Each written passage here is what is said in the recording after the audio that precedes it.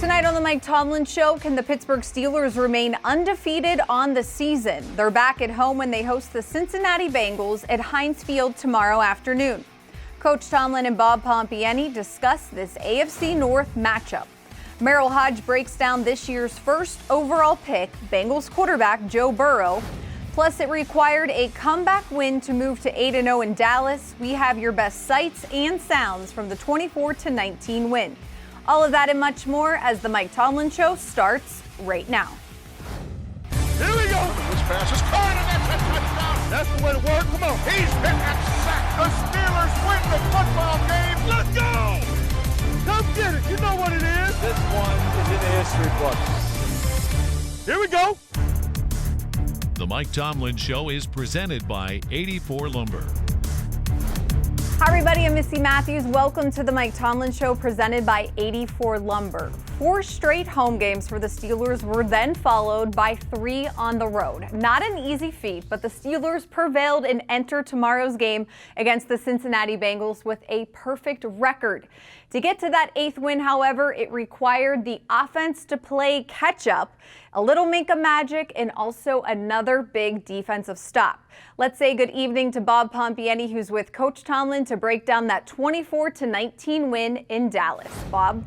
All right, Missy, thanks very much. We welcome in Mike Tomlin, head coach of the Pittsburgh Steelers, 8-0. And while I don't think the 72 Dolphins are still worried at this point, it is a wonderful beginning for your team, Coach. You've won in a variety of ways, and I know there are things to correct. What was your biggest takeaway from the 8-0 start and specifically the win against Dallas?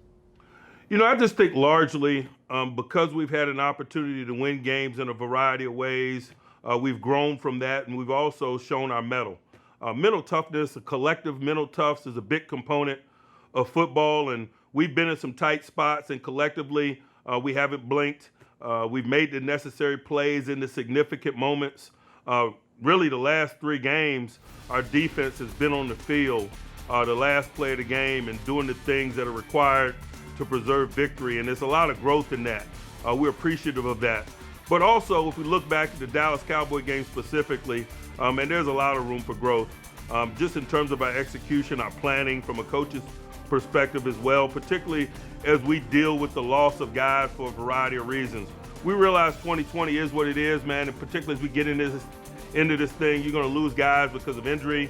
You're going to lose guys because of COVID. We got to close ranks and really call on our depth and our expertise and work to highlight the strengths of certain combinations of players and work to minimize the weaknesses of certain combinations of players. But you also got to give the Dallas Cowboys a lot of credit. They had a great plan. They came in, they played hard, particularly in special teams, man. I just thought that was an area where we were a little step behind all day.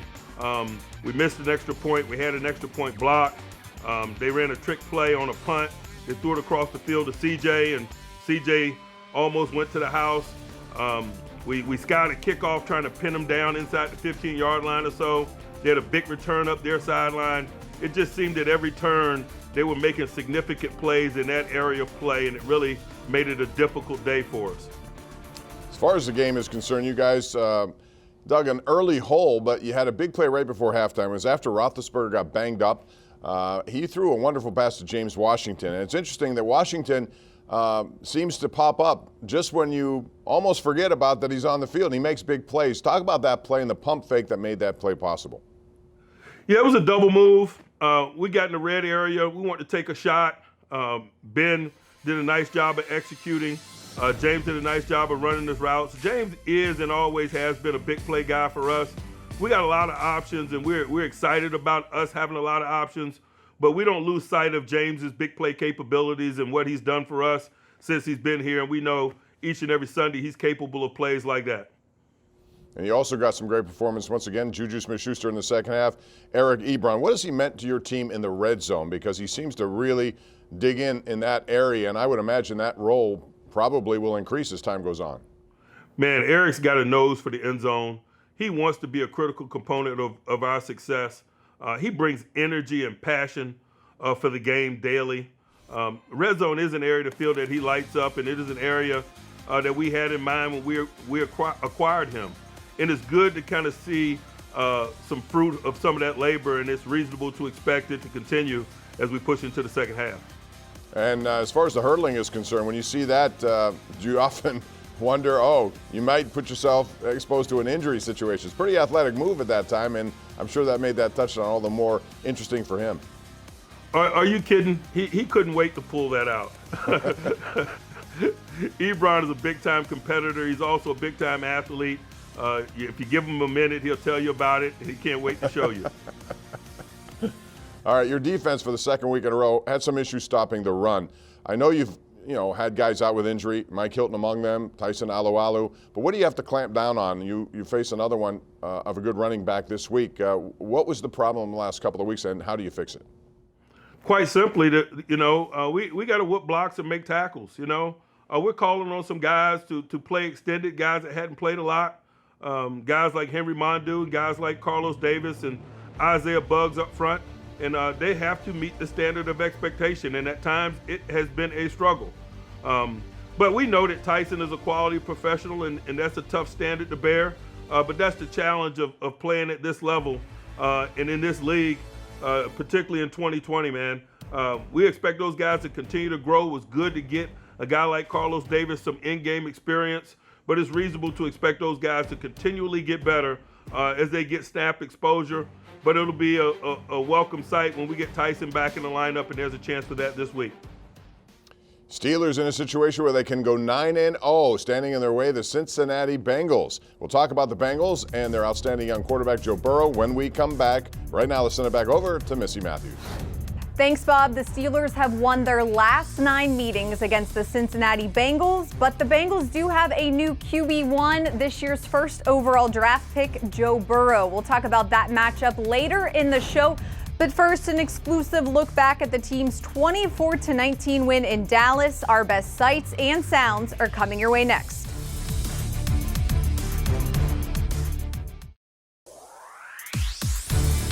Welcome back to the Mike Tomlin Show. The Steelers are now the 27th team since the 1970 merger to start a season 8-0.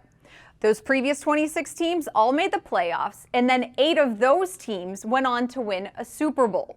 For a behind-the-scenes look at how the Steelers got off to the best start in franchise history, here's this week's Sights and Sounds. Wherever the Steelers go, they carry their history with them. 23 division titles, 31 playoff appearances, and 6 world championships. But there is one thing that has eluded this team, and the 2020 Steelers have it in their sights. We got to go 8-0. First time in franchise history. Watch this. The franchise best ever start took place in 1978. That team started 7-0, and they finished their season off against the Dallas Cowboys in Super Bowl 13. What's better than this? Nothing. Fitting that a classic matchup is the gateway between the Steelers and their best ever start in franchise history.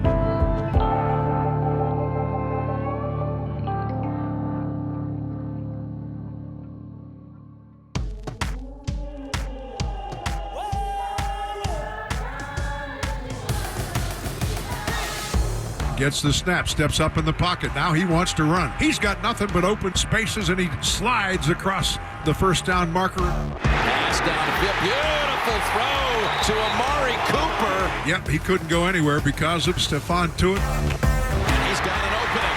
Look at Pollard. Break it down to about the 14. Pocket collapses. Down he goes at the 20-yard line. Alex Highsmith, that's his first sack of the season. Like two fighters feeling each other out, the Steelers and Cowboys spent the first quarter exchanging blows, but had little to show for their efforts. The kick is on its way. That kick is up and through the uprights, and the Cowboys draw first blood. Pocket collapses. He steps up. He's hit. Oh, he steps out of there. He runs for the first down. 40, 45, slides at the 50, and is in Pittsburgh territory. The Cowboys offense opened up with Garrett Gilbert making plays with his feet. And another first down off the scramble. And his arm. And the pass is a touchdown by C.D. Lamb, and the Cowboys so far have stunned the black and gold. Well, this is an important drive for the Steelers. Ben's going to go ahead, a little bit of 2-minute, call the plays, get the ball out of his hand. Pass over the middle is complete to Juju. Up over the 30. Pass over the middle. Crossing route. And that is Deontay Johnson ducking under a tackle. Fires a pass and is complete for the first down. Eric Ebron. Pass is pulled in with a great leaping catch by Chase Claypool right at the first down marker. He's starting to get his rhythm throwing. He looks like a man on a mission. Pops. Throws for the end zone. Touchdown, Pittsburgh. James Washington. What a pass by Ben Roethlisberger. But give James credit. James got wide open. Just a slant and go. Easy throw and catch. What a route. Great double move. The Steelers finally put points on the board, and there was just enough time left to add some more. Looks left, nothing there. Throws it right. The pass is complete. That's a fumble right. It is Minkah Fitzpatrick taking that fumble out of the air. And he is down at the 41-yard line in Steelers territory. C.D. Lamb was the guy involved in the play. Up next on the Mike Tomlin Show, the 2-5-1 Bengals are coming off their bye week for a 4:25 matchup with the Steelers at Heinz Field. Coach Tomlin gives us his scouting report when we return.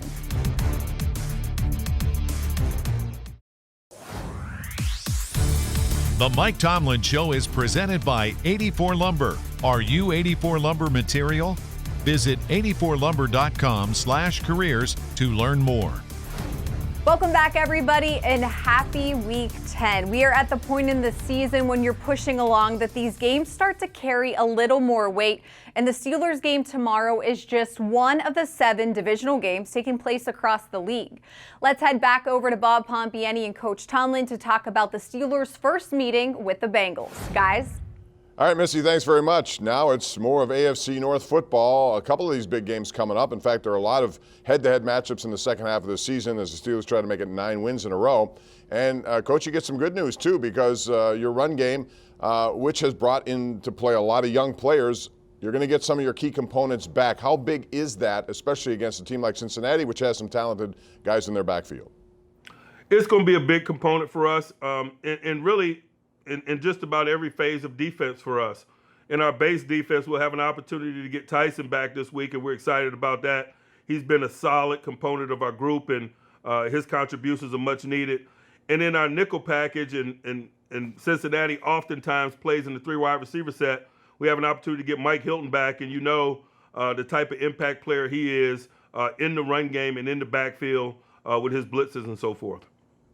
All right, let's talk about Joe Burrow because it's kind of a weird year. I don't think many people thought coming into this one without preseason games, without training camp as we used to know it, that you would see impacts. You've felt it on your team. You've had a lot of young players step up. But Joe Burrow, as a quarterback, as a rookie, has put up some pretty impressive numbers. What impresses you the most, and what do you do to stop him? Aside from his physical talents, and he is physically talented, his accuracy is exceptional. His decision-making is fluid and fast and good. His mobility is underrated. He's an easy mover, man. This guy can not only escape and get out of circumstances, but he can create, and they create with his legs, quarterback draws and so forth you have to be aware of, design runs. But more than anything, man, is his poise and his moxie that's been really impressive. It doesn't appear that any of the moments are too big for him. He has a calm or ease about him that people gravitate to. You see him inspire his teammates with his emotion. He just has all the traits that you look for in a quarterback, and I'm talking about the intangible ones. And you see it because you see it borne out in the excitement of those around him. He is a catalyst for a lot of positive things for them. He's having a big-time year. I'm not surprised by any of it. We're back in the North, man, against these Heisman Trophy winning quarterbacks, man. We have a lot of respect for that. We're excited about pitting our skills versus his and theirs. You're going to get some challenges in the secondary, too. Tyler Boyd's off to a great start. They brought in T. Higgins, and, of course, the veteran A.J. Green is back. That is the assignment this week. What do you have to watch with those guys specifically? And Boyd is the guy who's really stepped up his game, I think.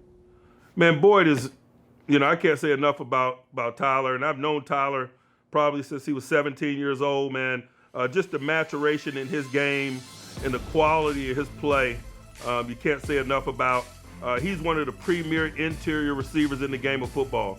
He is elite inside, particularly on possession downs.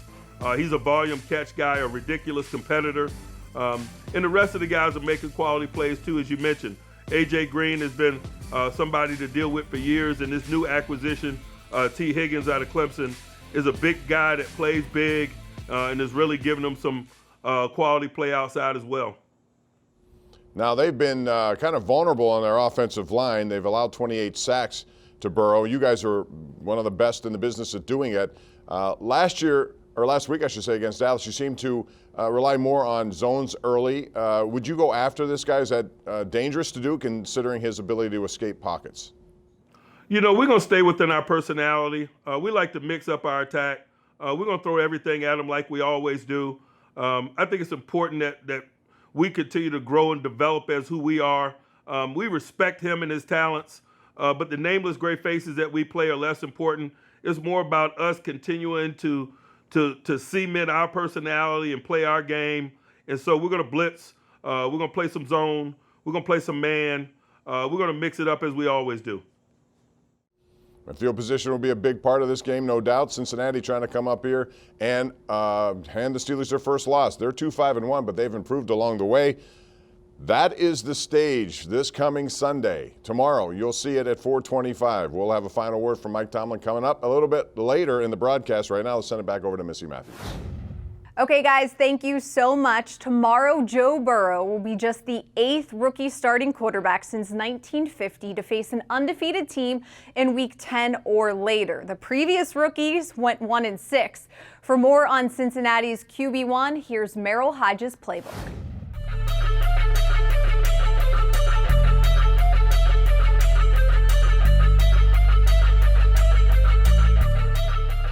Anytime we're in the division, it's terrible towel week, baby. Now, the Cincinnati Bengals, much better than they were the first 4 weeks of the season. Joe Burrow is the real deal. Most accurate quarterback I've ever seen coming out of college and very good decision maker. But as you look at their offenses as a whole, they've struggled in one area. Defenses and teams that can create different looks and bring pressures in different areas, they've struggled with that. The Ravens did a great job. I'm going to show you a play from that game, but also how the Steelers have that same ability to bring pressure and get after Joe Burrow. Okay, let's take a look at how the Ravens conceptually got a lot of pressure on the Bengals. And they've struggled with this type of concept a lot this year with teams that have done it. First, let's take a look at the protection. The Bengal offensive line are responsible for the 3 down linemen and the 2 linebackers, 54 and 99. That means Mixon, the running back, 28, must slide across and protect 36 to 32. Let's snap the ball and see what happens. As we snap the ball, both linebackers leave. 36 engages with the guard. That means 28 Mixon should slide out and over to 32, but he doesn't see him. Somehow he misses him. And that can happen with these type of concepts. They get pressure on the quarterback and end up getting a sack. The Steelers defense is built conceptually to apply pressure with a bunch of different looks as well. Let's take a look at this pressure. 3 down linemen to the left, hands in the dirt. 2 linebackers standing up and a defensive back in the box. Here's how the Giants will protect it. Their offensive line will slide to the guys with the hands in the dirt. Guard and tackle will take care of Bush and Dupree. A back is responsible for Sutton if he comes or anybody off the edge. Let's snap the ball and see what happens. Sutton leaves. Bush is actually hugging up on the back, but everybody else is accounted for until Hilton comes off of the edge on a cat blitz. The back is responsible for him here, but he doesn't see him. He comes free and he gets the sack. Now, the Bengal offensive line is much better than they were in the early part of the season, but it's not the offensive line you're challenging, it's the backs as well. Joe Burrow is a very talented passer. He's very accurate, good decision maker. But another area of concern for the Steelers defense this week, he can hurt you with his legs. Rather it's a called run or he scrambles from the pocket. So they must be disciplined with those pressures and not give him any escape lanes because he can hurt you with his legs as well. Good stuff from Merril as always. Still to come here on the Mike Tomlin Show, we have some football to talk with Coach Tomlin, but not NFL football. We're going to go to the high school level. That's coming up right after the break. The Mike Tomlin Show is presented by 84 Lumber. Welcome back, everyone. It is no secret that here in Western Pennsylvania, football is king. Not just the NFL and the Steelers, but also on the high school level. So let's go back to Bob Pompeani and Coach Tomlin for some final thoughts on that. Guys? All right, Missy, thanks very much. You know, it's interesting, WPIAL championship football used to be at Heinz Field. It has been, but of course with COVID, everything has changed, and now they're at all over different locations. But, Coach, I want to ask you, going back to your days of high school football, we see a kid here at Beaver Falls. His name is Josh Huff, and he's going to go to Syracuse. But he had an off week last week where he only averaged 17 yards per carry. He is normally averaging over 20 yards per carry. He's a pretty special athlete. Going back to your days, who was the best high school athlete you ever faced? Man, it's been quite a few, but I'd have to say Terry Kirby. Who played at UVA and then went on to about 10 years in the NFL as a running back. He was a year older than me in high school, and he was a Gatorade National Player of the Year his senior year. And kind of our claim to fame my junior year was we held him to 180 yards. So needless to say, Terry was a load, man. He was about 225 pounds in high school. He was something to deal with. Well, this kid I mentioned, Josh Huff, has had 4 400-yard games. I don't know if you're an opposing coach, what do you do to stop him? It's kind of weird. Possess the ball. That would be the way to do it. All right, Coach, thanks very much for your time. We appreciate it. Good luck against Cincinnati tomorrow. Thank you. All right, that's going to do it for our show today. Cincinnati, Pittsburgh. It's AFC North football, the first of a couple of big meetings coming up. Baltimore, of course, at Heinz Field on Thanksgiving night. We have more coming up tomorrow on KDK beginning at 11:30 a.m. after the game, post-game Pittsburgh CW. And that's going to wrap it up for our program today. Our thanks to Mike Tomlin. For Missy Matthews, I'm Bob Pompeani. We'll see you next week, same time, same station, right here on KDK. What's up, Steeler Nation? It's Stephon Tour. Welcome to the Pittsburgh Steelers official YouTube channel. Make sure you subscribe to our channel to stay up to date on everything going on in the Steel City. Thanks for being the best fans in football. Here we go.